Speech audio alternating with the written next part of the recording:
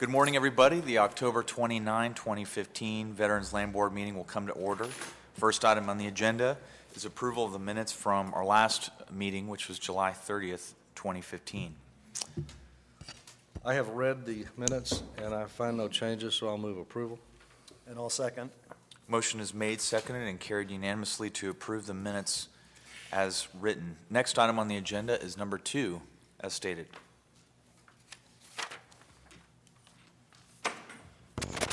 Mr. Chairman, members, for the record, I'm Rusty Martin, Chief Investment Officer. Good morning. It's good to see you all again. Approval of this agenda item will authorize the amendment of certain existing bond resolutions related to bonds that have previously been issued in connection with the Veterans Housing Assistance Program to provide for the creation of a direct purchase interest rate mode. By way of background, the board currently has the opportunity to convert approximately $945 million of its existing tax-exempt 7-day variable rate demand bonds, which we call VRDBs. The interest rate on which resets weekly is determined by a remarketing agent to a direct purchase mode in which the VRDBs will be placed directly with Bank of America and will have the interest rate reset weekly based upon an index. The DP bonds will thus require no ongoing liquidity, facilities, or remarketing services. The variable rate on the bonds will be reset weekly based on a fixed spread over 68% of 1-month LIBOR, determined by the length of the DP period. About $862 million of the DPs will have a 7-year term, with the remainder having a 10-year term. In addition to removing the requirement for remarketing, this DP mode also removes the need to extend existing liquidity facilities or to attract new liquidity providers every 2 to 4 years during the period. In this particular instance, it also results in significant savings for us over the length of this period. B of A has agreed to a fixed spread of 51 basis points on the 7-year term and 72 basis points on the 10-year term, and we estimate that that should result in about $3.2 million in savings over the holding period. This transaction is very similar to the $500 million transaction that we recently completed with State Street Bank, which was approved earlier this year. That transaction was one of the first and largest transactions of its type in the country, and hopefully this transaction and that one will contribute to the continued development of a market that is deep enough for us to eventually convert all of our tax-exempt VRDBs into this DP mode bond. Staff is recommending that you authorize the amendment of its certain existing bond resolutions related to bonds previously issued in connection with the Veterans Housing Assistance Program to provide for the creation of a DP interest rate mode, as I've described, and I've listed all the bond series to which they relate. There are 15 of them, and I'm happy to answer any questions. It's a great transaction for us. Any questions at this time? No questions. I'll move approval. I'll second. Motion is made, seconded, and carried unanimously to approve item number 2. Next item on the agenda is number 3, as stated. Thank you, Mr. Chairman. Members, this item is a non-action item. This is a quarterly investment report for the period ended June 30, 2015, and at the request of state officers, we put it on an agenda for discussion purposes only.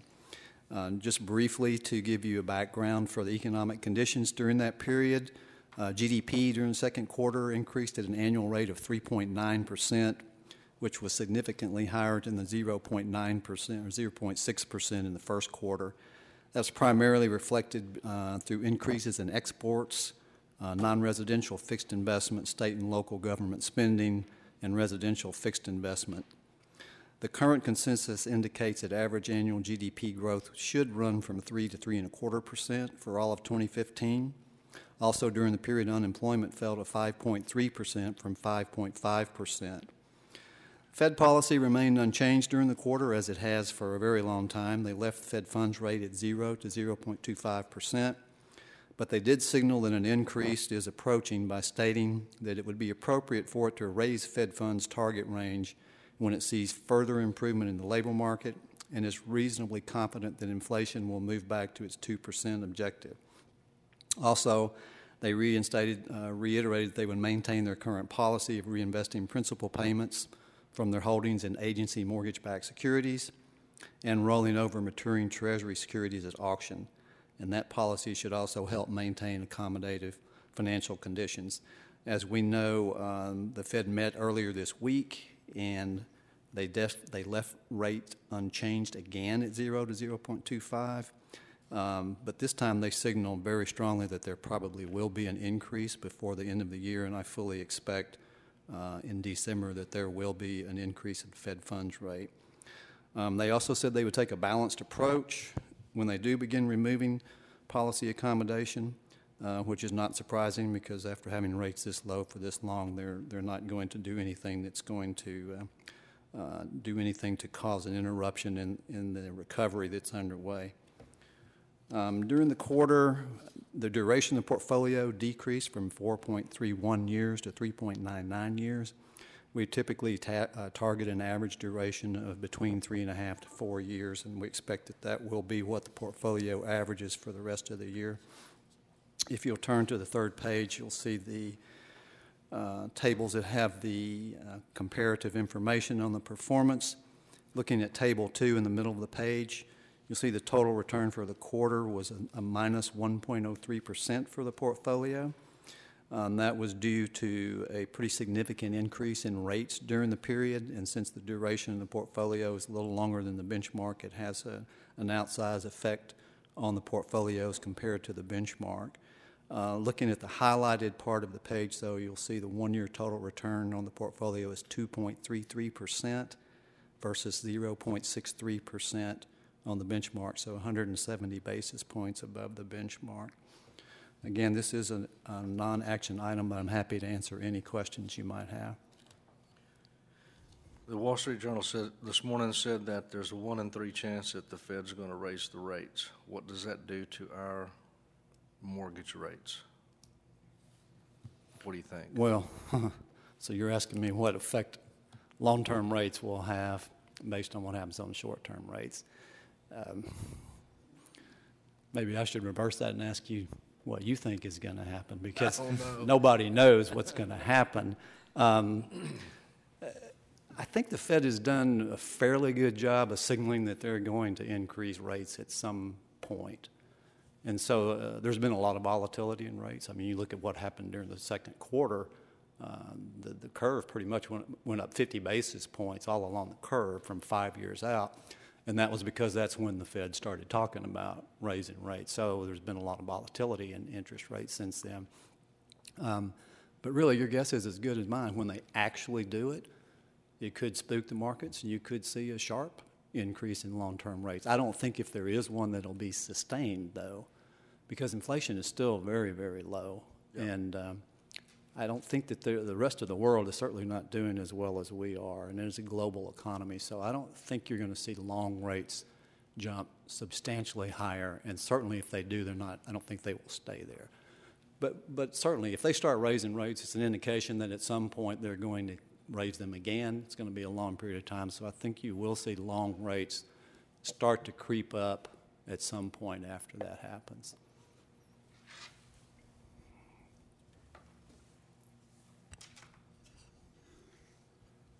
Any other questions at this time? None for me. Next item on the agenda is number 4, as stated. Thank you, Mr. Chairman. Members, we put this item on the agenda so that we can have a discussion about it and talk about any changes that may be necessary in rates in the Veterans Housing Assistance Program. I'm not recommending any at this time, so this will be a non-action item, informational only. I just want to point out that the current base rate in the program for 30-year money is 3.28%.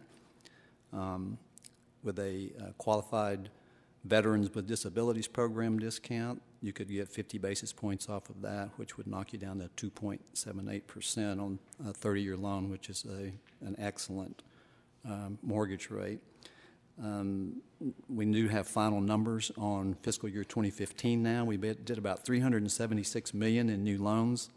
That was 21% below fiscal year 2014 and about 14% below the last 3 fiscal years average, which was about $436 million.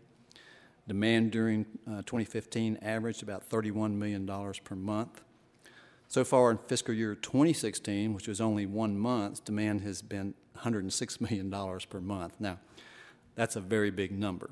One of the reasons it was that big is because there were 5 purchase periods in September as opposed to 4, just because of the timing of the purchase period. But even if you back out that extra purchase period, the demand was somewhere around $75 million. So you can see that that's significantly higher than it averaged all of 2015.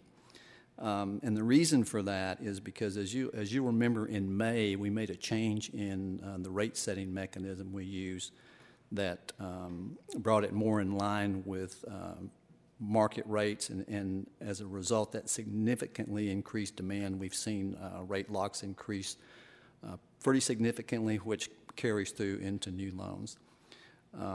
Therefore, I'm not recommending any changes to the program at this time. We're still setting the weekly rate at a spread of 50 to 65 basis points below the benchmark that we construct. We'll continue to do that and report back to you periodically. As you can see now, we are 50 basis points below the benchmark as of last week. For the past couple of weeks, past 3 weeks, we've kept it at 50 basis points to see what kind of an impact that's going to have on the demand, because obviously we can't support $100 million in new loan demand every month, but we will monitor that and report back to you at the next meeting. But right now, loan demand significantly increased and the program is very healthy. I'm happy to answer any questions. Again, it's a non-action item.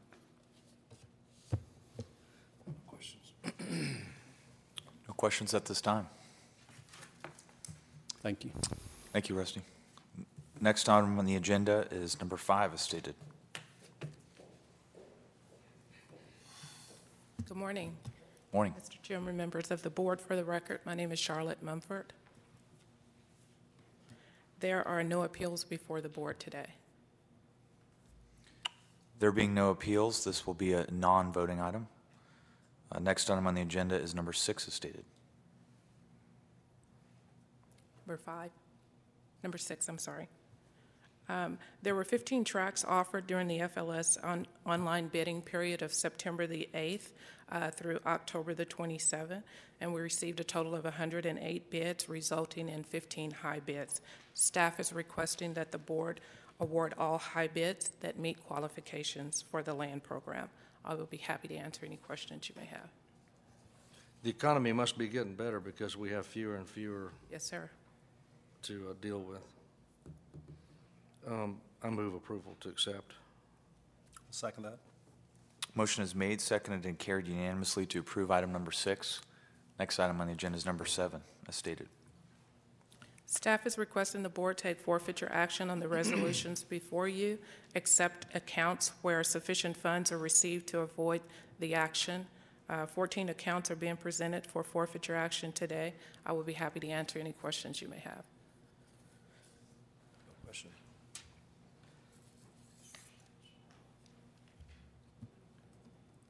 No questions at this time. I'll go ahead and move that that we approve and can welcome a second. I'll second. Motion is made, seconded, and carried unanimously to approve item number 7. Next item on the agenda is number 8, as stated. Staff is requesting the board take action on the resolution before you. The resolution lists accounts to be ordered for sale action today. There are 14 accounts. These accounts will be for the next forfeited land sale period. We're requesting the board's authority to pull any account that fully reinstates prior to the sale date. I will be happy to answer any questions you may have. Can you say that last part one more time? To pull? Yes, if the account holder reinstates and either pays the account in full or get back in an active standing, then we'll pull the account from the land sale. Okay. Is there a motion and a second? All motion. Second. Motion is made, seconded, and carried unanimously to approve item number 8. Next item on the agenda is number 9, as stated. Staff is requesting that the board set the next quarterly electronic forfeited land sale bidding period to begin December the 7th, 2015, with a bidding deadline of January the 26th, 2016 at 5 p.m. All motion to approve. Second. Does that conflict with the Super Bowl? Just kidding. Motion is made, seconded, and carried unanimously to approve item number 9. Next item on the agenda is number 10, as stated. Thank you. Morning, Mr. Chairman, members. For the record, my name is Anthony Vargas, Office of General Counsel. Before you today is consideration and action on proposed notice of rule review of Texas Administrative Code, Title 40, Part 5, Chapters 175, 176, and 177 and 178. By statute, the rules must be reviewed every 4 years. Our 4-year period has come and passed. We opened up the rules a little while ago, and the window for review has now passed. Now that the new administration is in place, this is your first opportunity to open the rules and review them. You don't necessarily need to make any changes to the rules, but we do invite comments from staff and from the public, and if their comments are feasible or something that we want to do, then we move forward with the rulemaking process. I'd be happy to answer any questions. Otherwise, I move that you approve the review of the rules and we'll begin the rulemaking process. What would be the timing in terms of public feedback, in terms of rule change? We would send out a notice to the Texas Register next Wednesday, and that would be the notice of rule review, and the public would have 30 days to comment on that proposed rule review. And then once we get those comments back, that will guide our staff discussions on as to which rules would need to be reviewed. And then we would issue a notice of proposed rulemaking. That would provide an additional 30 days of public comment, and would also provide impact statements, economic impact statements, employment impact statements, things of that nature that the change in the rules would affect. And then after that, we issue a statement for adoption of the rules or rejection of the proposed rules, and that statement goes to the legislature. If the legislature has no objections, then we issue an order of adoption of the proposed rules. So we're looking at a minimum 6-month window to get all this done. That's the time that the statute allows, but we generally do them about half that time. And so you need a motion to authorize. Authorize the approval of the rule review. I will so move. How often does this process take place? Is it annually? Statutorily, it takes place every 4 years or as needed. We haven't changed the rules, I believe, in the past 4 years. And this past time around, when we did open it up for review, there were no changes that needed to be made. However, it's my understanding that there are some staff members that feel there are changes that need to be made, and you'll hear about that later on in this meeting. So that's one of the impetuses for opening the rules now. Typically, is there a lot of feedback? Are there a lot of requested changes whenever you have these rule reviews? Ashley can answer that a little bit better. She's had more experience with the rulemaking process. Ashley Healy, Office of General Counsel. In the past, we've received a few comments. It really depends on the rule. Some rules will receive 0 comments. Some rules that are more controversial may receive hundreds of comments. It really kind of depends on what we're doing.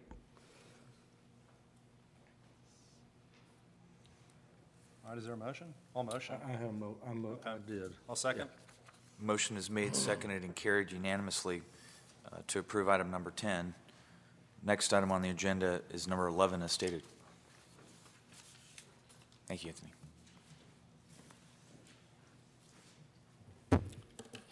Good morning, Mr. Chairman and members of the board. For the record, my name is Eric Brown. I'm the director of the Texas State Veteran Cemeteries Program. Staff recommends consideration and possible action on changes to the Texas State Veteran Cemeteries Program. Currently, the Veteran Cemeteries Program charges a $747 burial fee for spouses, eligible spouses of veterans. This fee is charged regardless of the method of burial, to include standard casketed burials or cremated burials. In particular, spouses are charged to have their ashes spread at the cemetery, the same amount they will have for a standard burial, which is $747. The fee has been generating increasingly negative feedback from the public, and families often seek assistance with support for paying this fee, which is due to financial hardships. On occasions, families are left to make unfortunate decisions to bury veterans in a state veteran cemetery and a spousal dependent in a national cemetery who do not charge for the burial of spouses. Also, the current visitation hours for the Texas State Veteran Cemeteries are from 8 a.m. to 5 p.m., which unfortunately coincides with a typical workday. This limits the opportunity for families and loved ones to visit these hallowed grounds at the cemeteries. Other national state cemeteries have visitation hours from sunrise to sunset, or from dusk till dawn. Under current flower policy, flowers are placed on the cemetery grave sites are removed on the 1st and 15th of each month. Only natural cut flowers are allowed to be placed on grave sites during the searing Texas heats in the summer months, and artificial flowers are allowed during the winter months. This is trivial at best, and I recommend that artificial flowers be allowed to be placed throughout the year for the families. Placing artificial flowers on grave sites in the middle of the summer months is not only costly for the families, but it also creates challenges for operational staff within the cemeteries when it's time to clean up these items. So I am recommending waiver of the burial fee for spouses as permitted under Title 40, Rule 178.2 of the Texas Administrative Code to be effective November 1st, 2015. Waiving this fee would send a clear message that we also honor the dedication and sacrifices of Texas spouses as well as the Texas veterans. Also recommending to extend the Texas State Veteran Cemetery visiting hours by 1 hour, from 5 p.m. closure to 6 p.m. closure daily. Lastly, requesting revision of the flower policy to allow for once-a-month pickup and to allow the placement of artificial flowers throughout the year, specifically during those summer months, during the Texas heat. I'll be happy to answer any questions you may have. By waiving that fee, who absorbs the fee then? The VLB would absorb the fee, sir. Pardon? The VLB, Land Board would absorb the fee. And can we afford to do that, Rusty?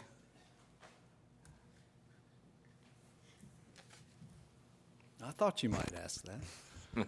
So, yeah, we looked at it, we ran some cash flows and made some assumptions about going forward, how many burials of that type there would be. And what we came up with is that over the next 30 years, which is typically how far we look out when we run our cash flows, it affects the land program, because the land program is what pays the expenses for these cemeteries. It affects it by increasing the amount of fees paid or the loss of revenue around $5.5 to $8.3 million over that period, depending on the assumptions, in increased fees, and in effect on the fund, the value of the fund.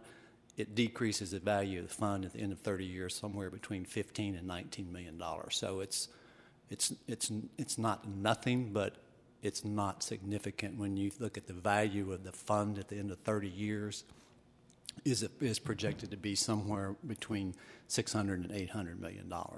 So it has an effect, but it's a minimal effect from an economic standpoint. So this keeps, let's say, a husband and wife from being separated in burial. Is that essentially what you're saying? Yeah? Yes, sir. Yeah, okay. It is also important to note to the board, and I apologize for missing this important piece of information. Among all states within our nation that charge fees for the burial of spouses, Texas charges higher than any other state in the nation for the burial of this fee. And they share that with the state of Iowa. And what do other states charge on the average, if they charge? On average, other states charge with around $350. The lowest state being $215.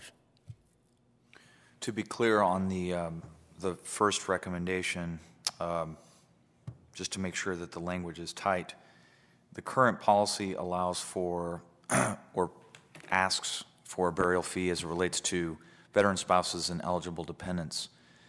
Are you seeking or recommending a change as it relates just to spouses and or all family dependents? I'm seeking a change to all family members, sir. All family members. Okay. And then Rusty's financial assumptions contemplate that as well, correct? All family dependents as opposed to just spousal dependents? It does, yes, sir. Okay. Just wanted to be clear on that. How does the current policy impact families who want to bury their loved ones together? Is this a limiting factor that families contend with? And to what extent are families contending with this now? And to what extent are they opting not to pay the $747 and bury their spouses separately? Well, currently, this situation is increasing over time. I know of 3 incidents right now where we have the veteran buried at Fort Sam Houston National Cemetery in San Antonio, and the veteran buried at Central Texas State Veterans Cemetery in Killeen, and the spouse is buried at the cemetery in San Antonio National Cemetery, which is free. It does impact the families because keep in mind, a lot of the veteran, their spouses are Asian veterans out here, and at that point in their lives, a lot of these folks are on very tight budgets. Sure. $745, $747 doesn't seem like a lot, but I get the phone calls every day, sir, and I can tell you it does have a huge financial impact on these families. Well, I just went through the burial process of my father-in-law, and I'll tell you, we were on a budget, and we were Yes, sir. considering every nickel and every dime of that process. And the fact that these are veterans and veteran spouses is significant, and I think that this amendment is a great amendment, and I think that we should, given the economic impact, the slight economic impact, I fully support reducing this to 0, from 747 to 0. Is, if we approve this action, are we going to face exhumation and moving of remains to be with spouses? Good question. Well, so this would be a family's option to move the remains. I suspect you will have a handful of families out there that would like to do this, but to maintain the honor of those departed, many families do not want to disturb their loved ones because the decision has been made. What is the policy right now as it stands regarding exhumation, which is taking the body out of the grave that it's currently in and moving it to be with the family member? If it's within the facility, there is no charge. But if it's from outside the facility, there is a charge allocated. Of what, $747? Yes, sir. Okay. So we're not going to waive it if they exhume remains and move it to, let's say, from Fort Sam Houston to Fort Hood? No, sir, we would not waive that fee. We would not waive that fee? No, sir. That's not what I'm... So exhumation is out of the deal on this thing, right? Yes, sir. Yeah, okay, all right, okay. Just a point of clarification, Mr. Chairman and members. This is not a motion to amend the rules. This is a motion to waive that particular rule. This is an interim waiver pending actual adoption or amendment of the rules that we just opened up in action item 10. So this is an interim measure at this point.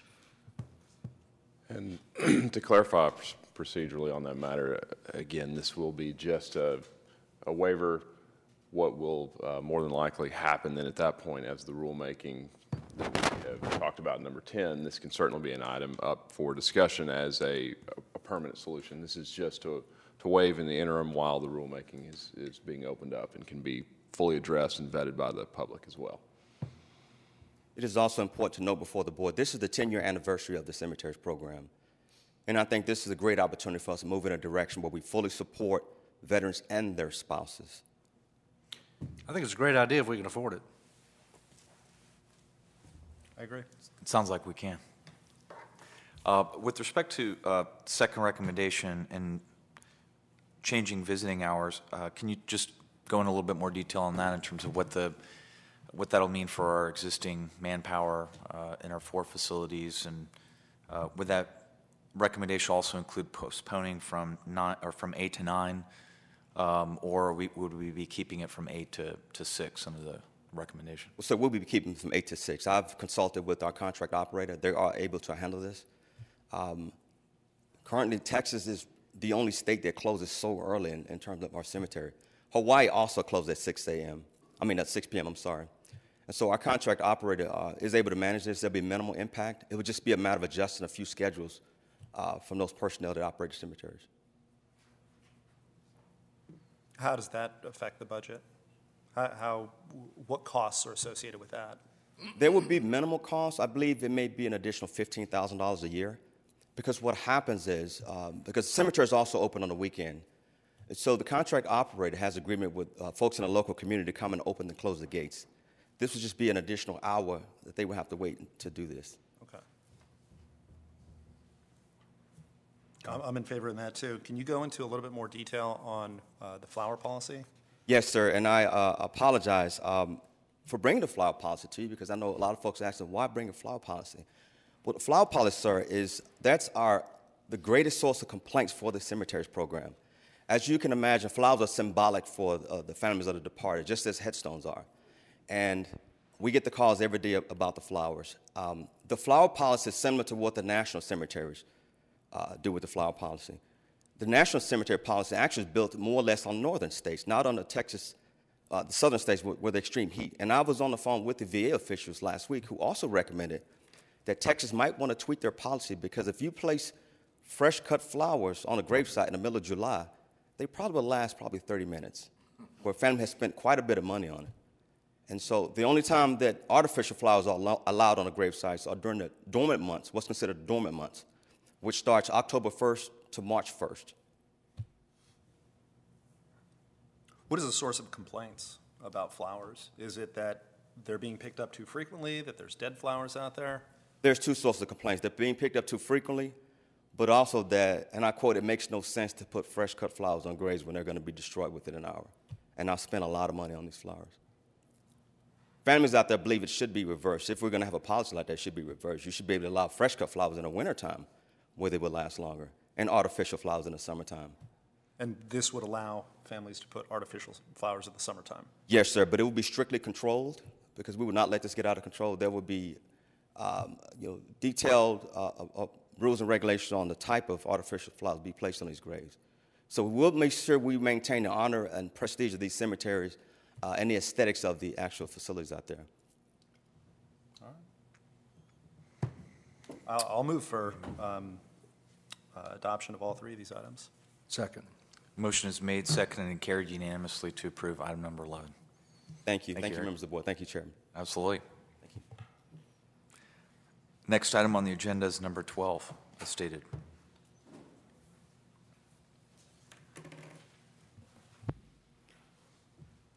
Morning, board members. Bill McLemore, Executive Secretary of the Veterans Land Board.